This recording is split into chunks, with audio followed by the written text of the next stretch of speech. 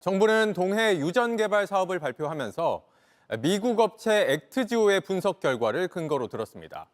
그런데 액트지오에 앞서서 세계 1위 석유 시추 기업도 석유공사 의뢰를 받아 분석을 진행했고 리스크가 상당하다는 결론을 내렸던 사실이 드러났습니다.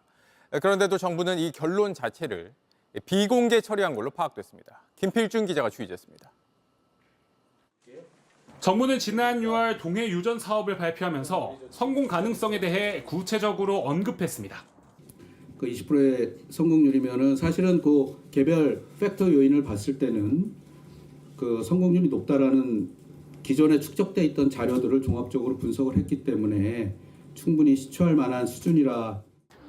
근거는 지난해 말에 완료한 액트지오의 분석 결과였습니다.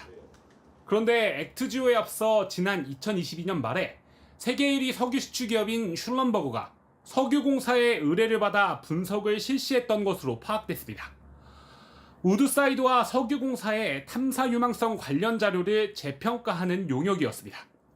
그런데 석유공사는 슐럼버거의 분석 결과 보고서를 받고도 그동안 비공개했다가 국정감사를 앞두고 국회에 제출했습니다.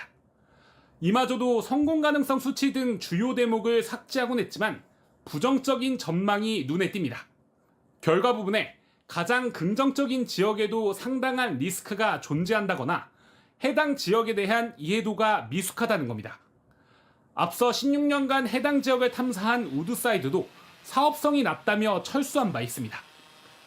야당은 정부가 긍정적인 내용만 발표한 게 아니냐며 국정감사에서 따지겠다고 밝혔습니다. 부정적인 내용의 보고서가 직전까지 있었는데도 불구하고 무시한 게 아닌가 이렇게. 이에 대해 석유공사는 슐럼버거와 액트지오 용역은 목적과 내용이 완전히 다르다고 주장했습니다. 하지만 취재진이 입수한 두 용역 계획서에는 분석 지역이 같고 목적도 탐사 전략 수립이라는 취지로 적혀 있습니다. 이에 대해 석유공사는 앞선 해명 외에 덧붙일 말이 없다고 했습니다. JTBC 김필준입니다. 동해 유전 개발 사업을 놓고 논란이 커진 건 16년간 탐사를 진행한 호주 업체 우드사이드가 사업성이 없다며 철수한 사실이 알려졌기 때문입니다. 이에 대해 정부는 합병 문제 때문에 철수한 거라고 해명해 왔는데 이게 반쪽짜리 해명이었다는 정황이 나왔습니다. 정부가 2년 전 우드사이드로부터 사업성이 낮아서 철수한다는 통보를 받았던 사실이 확인된 겁니다. 김한수 기자가 취재했습니다. 지난 2022년 6월 석유공사가 한 대형 로펌에 보낸 법률 자문 의뢰서입니다. 호주 석유회사 우드사이드가 10년 넘게 진행한 동해 탐사에서 철수하겠다고 하자 우드사이드 없이 할 수 있는 방안을 찾아달라고 했습니다. 지분 50%를 가진 우드사이드가 시추 대상 구조를 평가한 결과 높은 탐사 리스크와 소규모 자원량을 이유로 철수 의사를 전달했다고 적혀 있습니다. 같은 해 공사 연례 보고서입니다. 우드사이드가 평가 구조의 리스크가 높다는 이유로 추가 탐사를 포기하고 철수했다고 나와 있습니다. 하지만 지난 6월 대왕고래 프로젝트를 발표할 때 정부의 설명은 달랐습니다. 대규모 3D를 해놓고 충분한 평가를 하지 못하고 이미 철수를 하겠다는 의사를 통보를 했는데요. 그 배경을 보면은 BHP사와 이미 그 합병 논의가 지속되고 있었던 것. 우드사이드가 사업성이 낮아 철수한다는 걸 명확하게 알고도 다른 이유를 댄 겁니다. 철수한다는 이유를 이미 알고 있었어요. 그런데도 불구하고 계속 합병 때문에 철수한다고 국민을 속여요.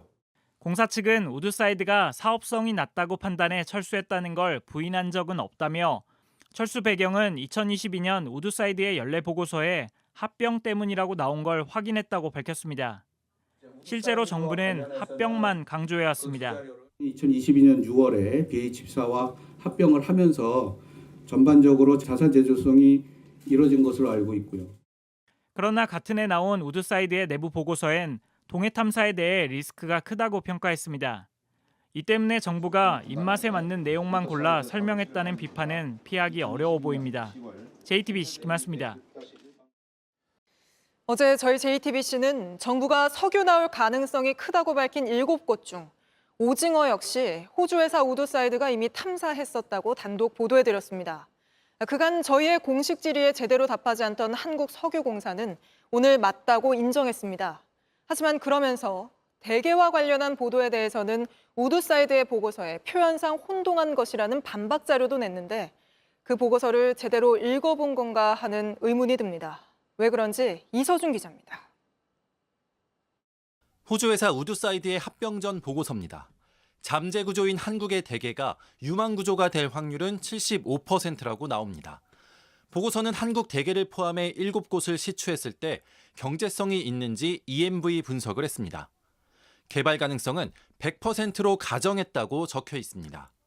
아직 잠재 구조지만 시추 개발을 할 수 있는 유망 구조로 가정해서 분석을 했다는 얘기입니다. 대개는 경제성이 없다는 결과가 나왔습니다. 그런데 한국석유공사는 대개는 잠재 구조였는데 유망 구조라고 보고서가 언급한 것은 표현상 혼돈이라고 해명했습니다. 유망 구조로 가정해서 분석했다는 보고서 내용을 숙지하지 못하고 단순 오타 정도라고 설명한 겁니다. 경제성이 없다는 분석 결과는 애써 무시했습니다. JTBC는 또 우드사이드의 2019년, 2020년, 2021년 분기별 보고서마다 오징어 지역에 대한 3D 탐사 사실이 담겨져 있다고 보도했습니다. 오징어는 정부가 발표한 유망구조 7곳 중 한 곳의 보안 명칭입니다. 석유공사는 이에 대해 오징어는 3D 탐사 자료 세트에 붙인 고유 명칭에 불과하다고 해명했습니다. JTBC는 석유공사에 오징어 3D 탐사 자료에 정부가 선정한 오징어 유망구조 지역이 포함되어 있는지 묻자 그것은 맞다고 답했습니다. JTBC 이서준입니다.